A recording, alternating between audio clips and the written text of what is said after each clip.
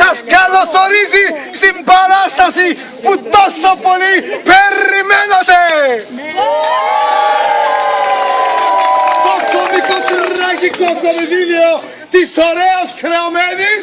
Γεια σας, είμαι η ωραία χρεωμένη και σας αγαπώ πολύ. Και του Πόπολο Πλέμπα. Του Πόπολο Πλέμπα. Του Πόπολο Πλέμπα. Του Πόπολο Πλέμπα. Ναι, εγώ είμαι αυτός. Είμαι ο Πόπολο Πλέμπα, έλο. Θα σας Και είμαι παρουσιάσουμε. πολύ ερωτευμένος με την ωραία μου χρεωμένη. Θα σας παρουσιάσουμε την κωμικό τραγωδία, η τραγωδία της ωραίας χρεωμένης και του Πόπολο Πλέμπα. Του Πόπολο Πλέμπα και της ωραίας χρεωμένης. Της ωραίας χρεωμένης και του Πόπολο Πλέμπα. Του Πόπολο Πλέμπα και της ωραίας χρεωμένης. Της ωραίας χρεωμένης.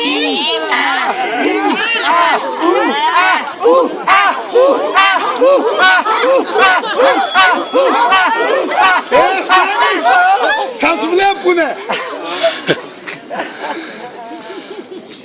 Οι οποίοι αν και φτωχοί ζούσαν ευτυχισμένοι τον έρωτά τους. Παραλίες, ακρογελιές, φεγγαράδες,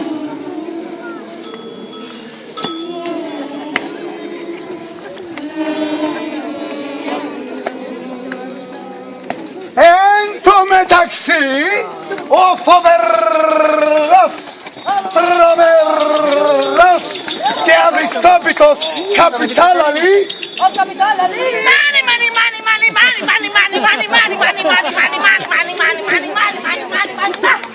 που εποφθαλμιούσε τα χάλη της ωραίας χρεωμένης και ήθελε να βάλει χέρι στις παραλίες της, στα βουνά της, στα λιβάδια της, στις παιδιάδες της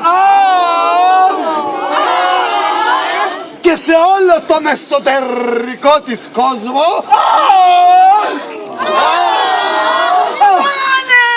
Αέρας, νερό, χρυσάφια. Έβαλε σε εφαρμογή το σατανικό του σχέδιο.